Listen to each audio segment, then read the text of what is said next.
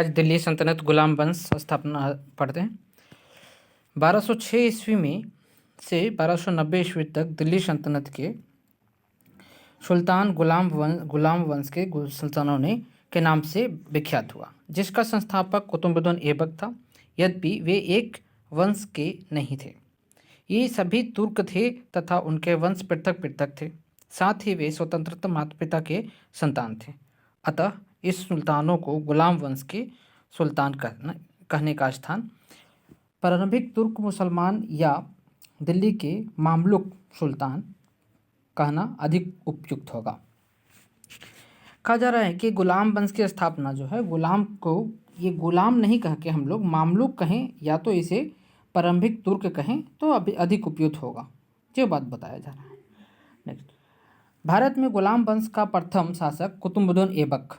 गुलाम वंश के प्रथम शासक कौन था? कुतुबुद्दीन ऐबक था। 1206 से 1210 ईस्वी तक था।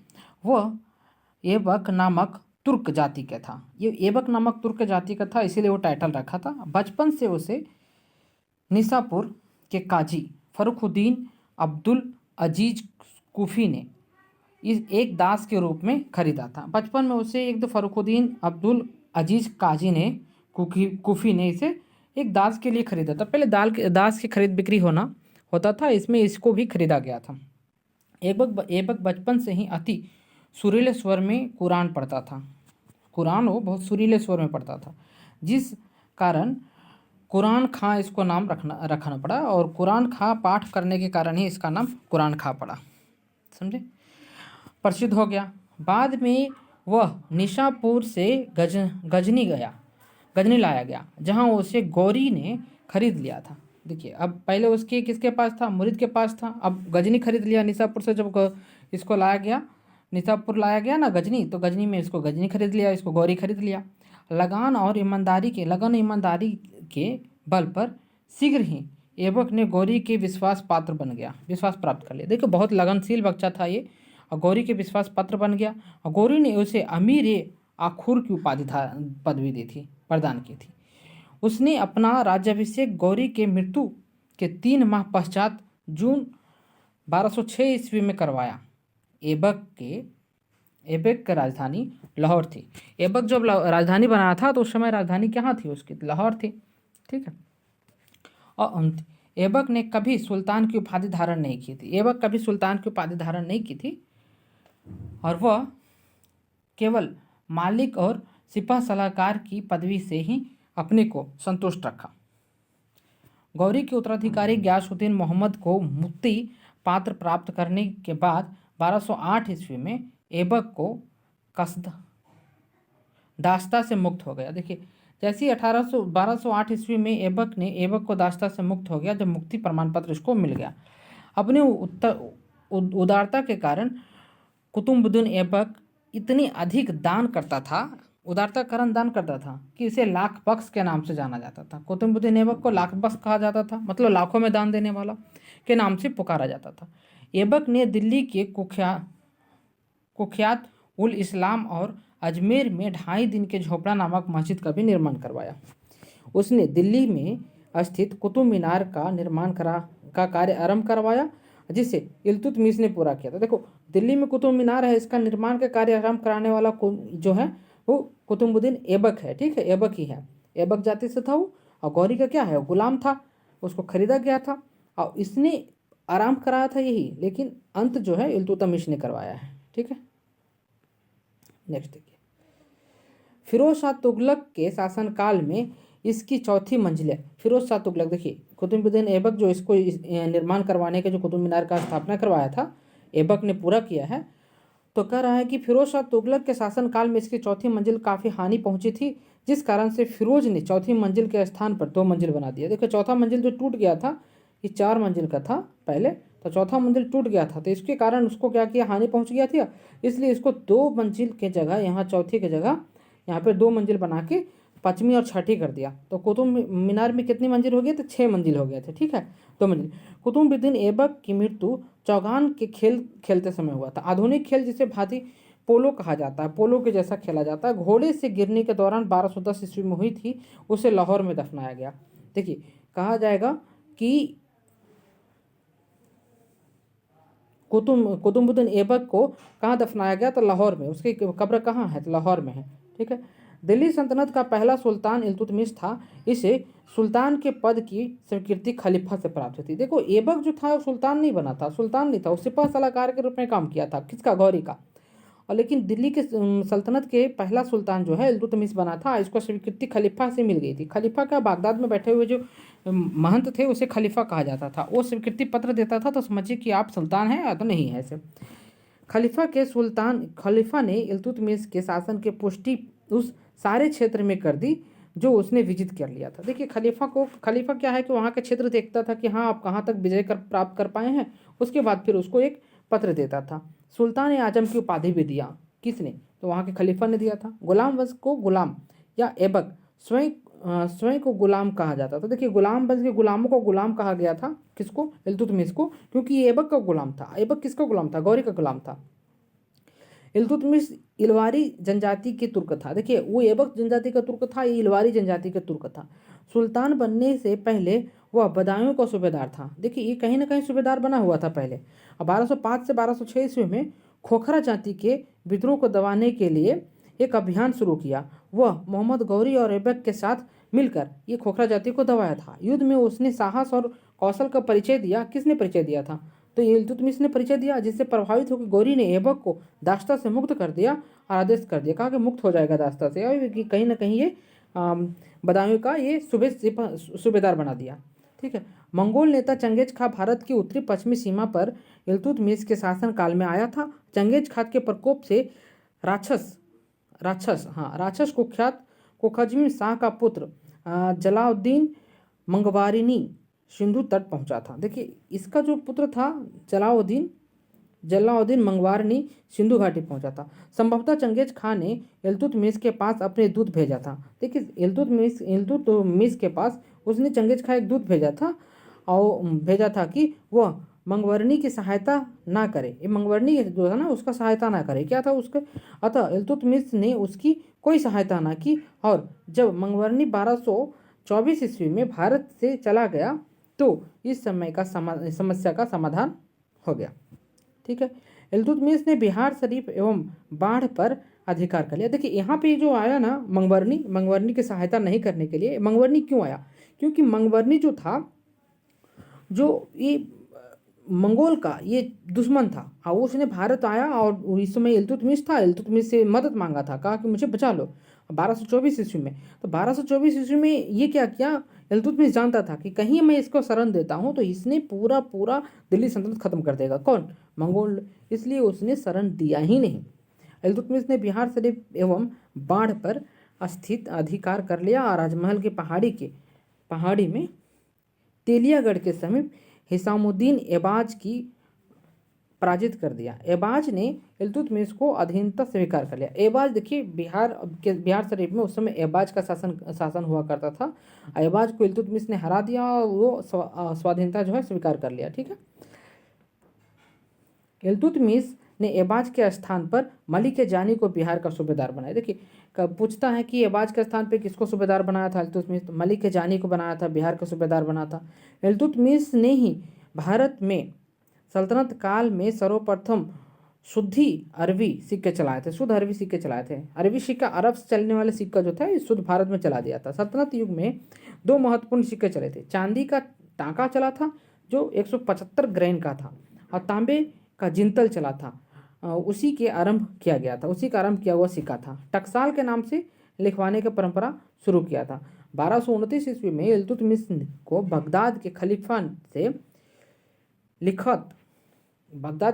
से खिलत का प्रमाण पत्र प्राप्त हुआ, जिससे इल्तुतमिश वैध सुल्तान बन गया। देखिए, उस समय तक इल्तुतमिश को बगदाद के खलीफा से खिलत प्रमाण पत्र नहीं मिला था। ठीक है, जैसे इल्तुतमिश वैध सुल्तान नहीं था। अब जैसे बगदाद की खिलत से इसको प्रमाण पत्र मिला तो इल्तुतमिश वैध सुल्तान बन गया और दिल्ली सल्तनत स्वतंत्र राज्य बन गया। दिल्ली सल्तनत जो है फिर से स्वतंत्र राज्य बन गया। इल्तुतमिश के वर्णन से ज्ञात होता है कि इल्तुतमिश ने इब्न बतूता जो लिखा है इल्तुतमिश के बारे में, इससे यह ज्ञात होता है कि इल्तुतमिश ने अपने महल के सामने संगमरमर के 2 शेर की मूर्ति के स्थापित करवाया था। महल के सामने जो था शेर के 2 मूर्ति स्थापित करवाया था, जिसके गले में 2 घंटियां लटका दी थी। किसके गले में? तो शेर के गले में 2 घंटी लटकाया हुआ था, जिसको बजाकर कोई भी व्यक्ति सुल्तान से न्याय की मांग कर सकता था। इल्तुतमिश ने सभी शहरों को काजी और अमीरदाह नामक अधिकारी नियुक्त किया था। देखिए, इल्तुतमिश बहुत अच्छा काम किया है। क्या किया है कि जानता था, अपने महल के सामने 2 शेर बनवाया था संगमरमर के, और दोनों शेर के गले में घंटी बांध दिया था, और घंटी बजाकर कोई भी इल्तुतमिश से न्याय की फरियाद लगा सकता था। इल्तुतमिश ने सभी शहरों में काजी की नियुक्ति किया था और अमीरदाद नामक अधिकारी की नियुक्ति किया था। Doctor R.B. त्रिपाठी के अनुसार, R.B. त्रिपाठी कौन है? एक इतिहासकार हैं। उनके अनुसार भारत में मुस्लिम संप्रभुत्व का इतिहास इल्तुतमिश के आरंभ होता है। कहते हैं कि मुस्लिम प्रभुत्व का जो इतिहास है इल्तुतमिश से आरंभ होता है। ऐसे आपको पता है, कासिम के समय में सबसे पहला मुस्लिम आक्रमण कासिम किया है। पंजाब में इसको जो दाहिर राजा था सिंध प्रांत में, उसको हराया था। उसके बाद फिर मोहम्मद गजनी था, इसको हराया था। इस पृथ्वीराज को फिर से हराकर इसे फिर से जीत लिया, है ना। तो मुस्लिम का समय आ गया था कब? कासिम के समय में, जब दाहिर को हराया था तभी। लेकिन वास्तविक में यहाँ मुस्लिम संप्रभुत्व का इतिहास इल्तुतमिश से आरंभ मानता है। कौन? R.B. त्रिपाठी भी मानते हैं। सर वेलुजे हेक के अनुसार इल्तुतमिश गुलाम शासकों में कह रहे हैं कि वेलुजे हेक कर रहे हैं, गुलाम शासकों में इल्तुतमिश जो है ना, वो सबसे योग्य और महान था। डॉक्टर ईश्वरी प्रसाद के अनुसार इल्तुतमिश निस्संदेह गुलाम वंश का वास्तविक संस्थापक था। देखिए, डॉक्टर ईश्वरी प्रसाद भी कहते हैं कि इल्तुतमिश जो है निस्संदेह गुलाम वंश के वास्तविक संस्थापक ही हैं, वही है। मध्यकालीन भारत की प्रथम महिला शासिका रजिया सुल्तान 1236 से लेकर 40 ईस्वी तक बनी थी। ये ज़्यादा साल चली नहीं, 4 साल के लिए था, क्योंकि महिला को शासक बनना उस समय बहुत ही कठिन था। ठीक है। व्यक्तिगत दृष्टि से उसने भारत में पहली बार स्त्री के संबंध में इस्लाम की परंपराओं का उल्लंघन किया था। इल्तुतमिश की बेटी जो थी रजिया सुल्तान, अच्छा देखिए, बनने के यहाँ पे क्या होता है कि इल्तुतमिश के जो पुत्र थे उनको बोला कि देखो दिल्ली पे आक्रमण कर रहा है, दिल्ली को आकर बचाओ। तो कोई आया नहीं। उस समय उसने उसकी पुत्री आई और पुत्री को ही उसने राजा बना दिया। राजनीतिक दृष्टि से उसने राज्य की शक्ति को सरदारों और अथवा सूबेदारों में विभाजित किया गया था। स्थान पर सल्तनत ने हाथों में केंद्रित करने पर बल दिया गया था तथा इस प्रकार के उन्होंने इल्तुतमिश के संपूर्ण प्रभुत्व को राजतंत्र के सिद्धांत का समर्थक किया था, जो उस समय परिस्थितियों में तुर्क राज्य के हित में था।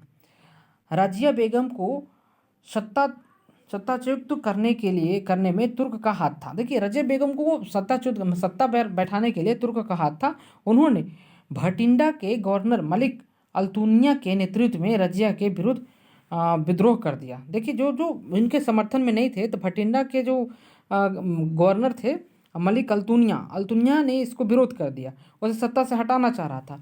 सुल्तान बलबन का पूरा नाम गयासुद्दीन बलबन था। बलबन ने 1266 से लेकर 1286 ईस्वी तक सल्तनत के सुल्तान के रूप में सल्तनत के बागडोर संभाली थी। उसे उलुग खां के रूप में भी जाना जाता है। किसको? बलबन खान को, ठीक है, नाम से जाना जाता है।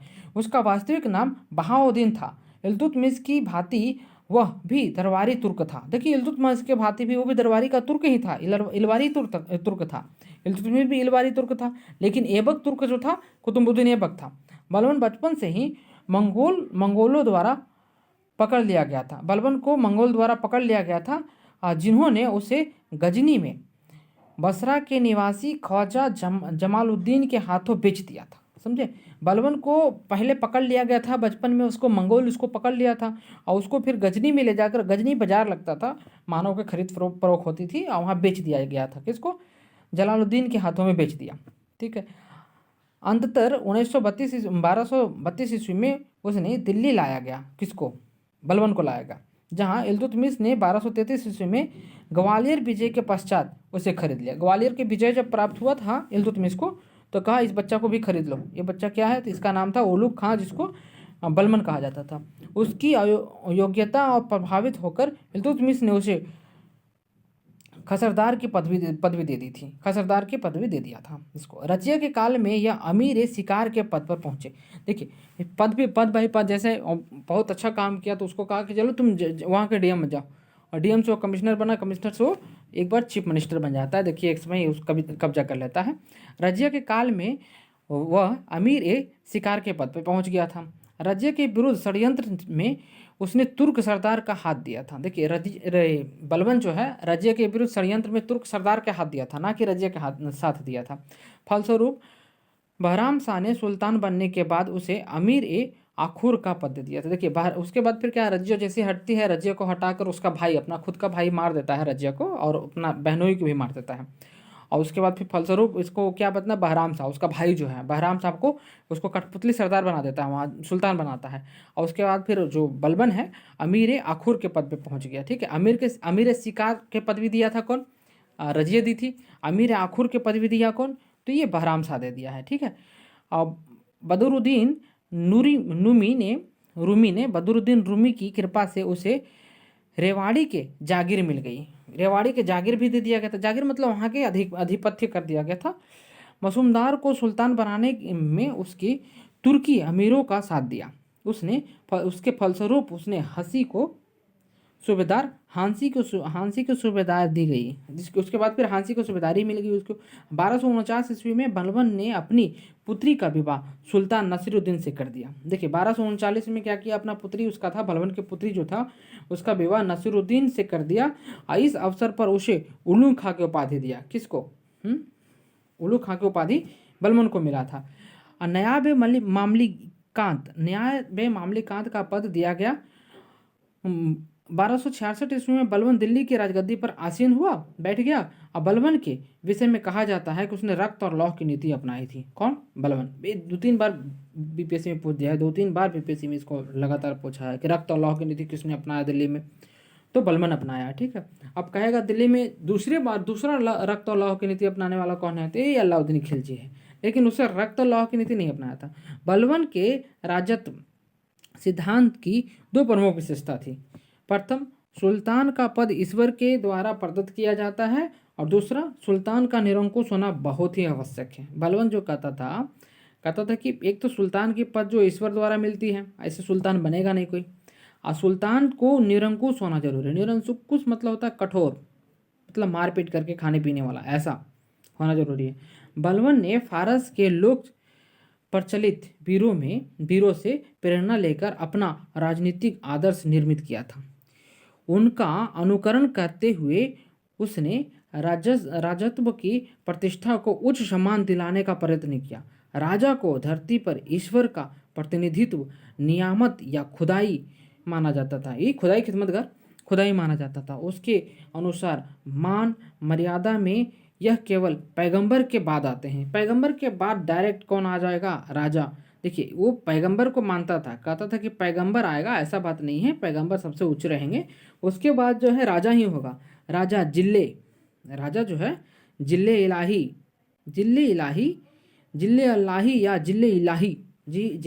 या इलाही अर्थात ईश्वर का प्रतिबिंब होता है।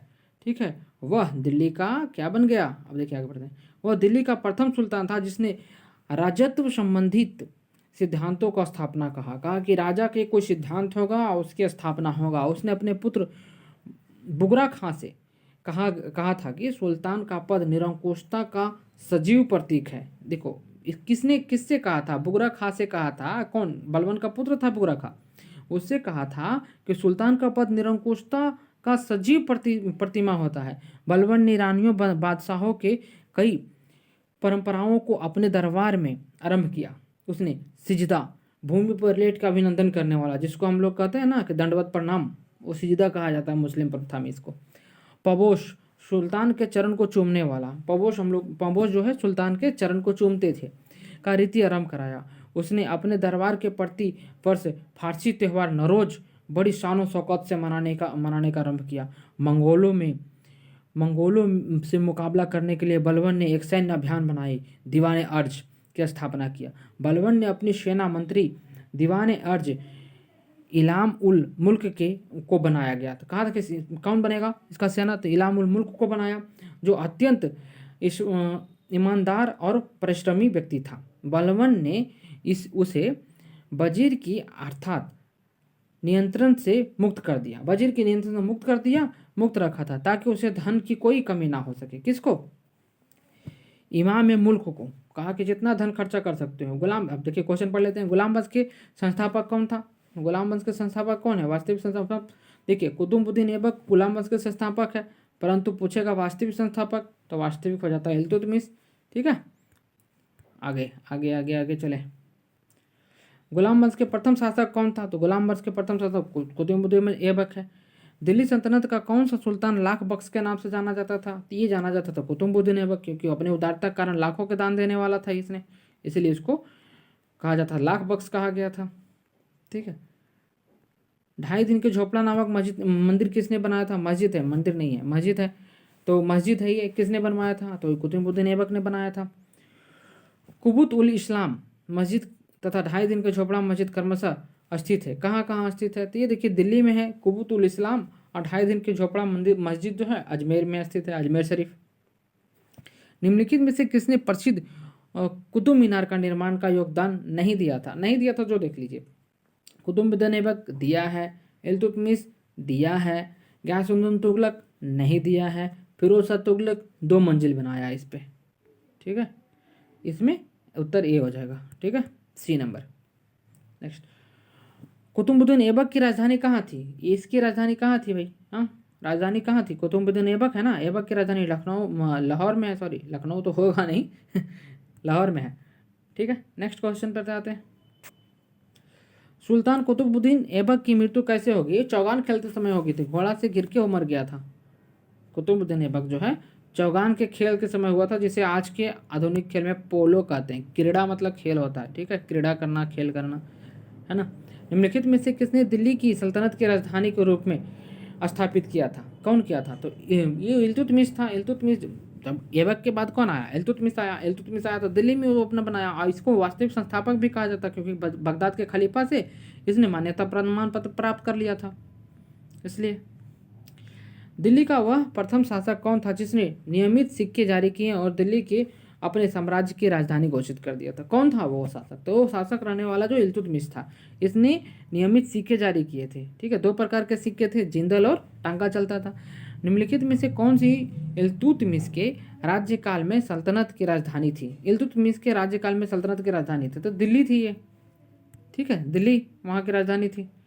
सल्तनत के निम्नलिखित सुल्तानों में से किसने सर्वप्रथम अपनी राजधानी दिल्ली स्थानांतरित कराया? तो ये इल्तुतमिश था। इल्तुतमिश ने दिल्ली स्थानांतरित करा लिया था सल्तनत में। ठीक है, दिल्ली का प्रथम मुस्लिम शासक कौन था? तो दिल्ली का प्रथम मुस्लिम शासक इल्तुतमिश था। ठीक है, देखिए प्रथम मुस्लिम शासक दिल्ली का, लाहौर के पूछने का तो कौन था? हाँ, कुतुबुद्दीन ऐबक है। ध्यान रखने वाली बात है इसमें। गुलाम का गुलाम किसे कहा जाता था? गुलाम का गुलाम देखिए, इसको इल्तुतमिश को कहा जाता था। हालांकि बलबन भी गुलाम को गुलाम है, ऐसा बात नहीं कि बलबन गुलाम का गुलाम नहीं है। बलबन को इल्तुतमिश ने खरीदा था। जब ग्वालियर विजय करके आ रहा था इल्तुतमिश ने, तब कहा कि चलो बलबन को खरीद लेते हैं। अब बलबन को 1000 दिनारी कहा जाता है। सॉरी, 1000 दिनारी इसको नहीं कहा जाता है, वो 1000 दिनारी कहा जाता है जो मलिक गफूर है वो। निम्नलिखित में से कौन सा मध्यकालीन भारत की प्रथम महिला शासिका थी? रजिया सुल्तान। रजिया सुल्तान जो मध्यकालीन भारत की प्रथम शासिका थी।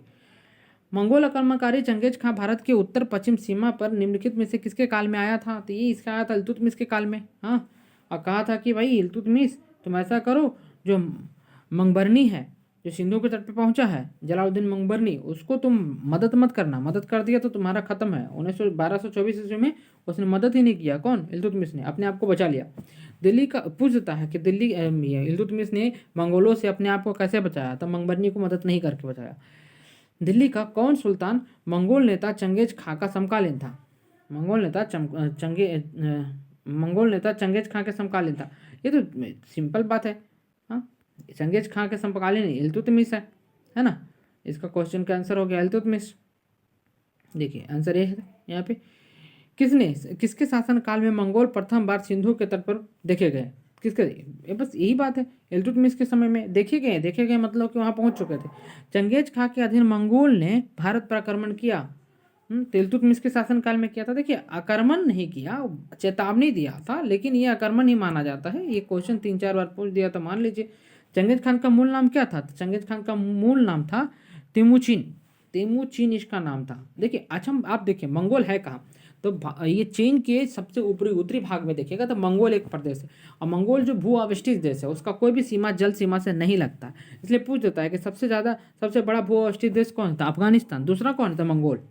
ठीक है, मंगोलिया, मंगोल नहीं मंगोलिया। मंगोल के लोग को मंगोलिया, मंगोलिया के लोग को मंगोल कहा जाता है। ठीक है, निम्नलिखित में से कौन सा कथन पर विचार करना है? तो विचार कर लेते हैं, इसमें कौन सी बड़ी बात है?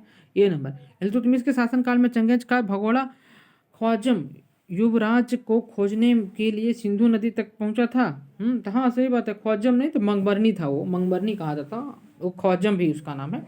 ठीक है, नेक्स्ट चलते हैं हम लोग, क्वेश्चन पर आते हैं। इल्तुतमिश ने बिहार में अपना प्रथम सूबेदार नियुक्त किया था किसको? हाँ मलिक जानी को। एबाज था, एबाज को हटा दिया इल्तुतमिश बिहार शरीफ में, और उसको आक्रमण किया था तो और फिर मलिक जानी को बैठाया था।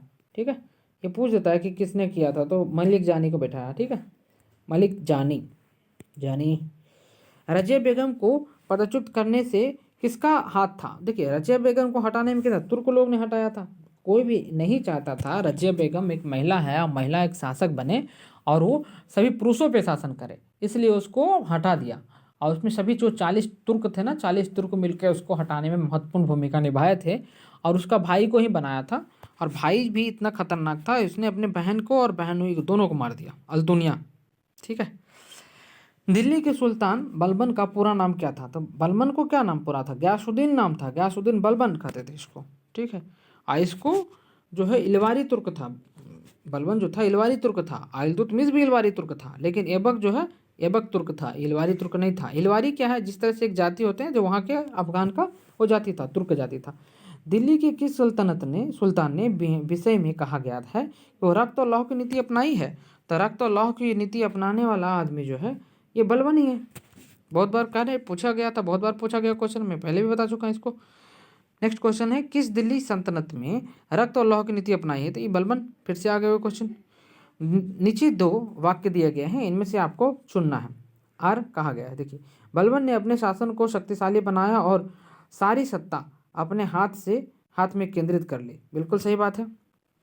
वह उत्तर पश्चिम सीमा को मंगोल आक्रमण से सुरक्षित करना चाहता था। क्या बात है, ये बात सही है। तो देखिए ये जो है ये तो सही है कि उसने बलबन ने अपने शासन के शक्तिशाली बनाया और अपने हाथ में केंद्र कर ली। ठीक है, लेकिन दूसरा जो है ये सीमा सुरक्षित करना चाहता था, ये बात सहमति नहीं जताती है। अपनी शक्ति को संकेतिक करने के बाद बलबन ने भव्य उपाधि धारण किया था। कौन सा उपाधि था? हाँ, जिल्ले इलाही, जिल्ले इलाही या जिल्ले अल्लाही, इसका मतलब ईश्वर के प्रतिनिधित्व कहा जाता था। ये उपाधि धारण कर लिया था शक्ति के केंद्रित करने पर।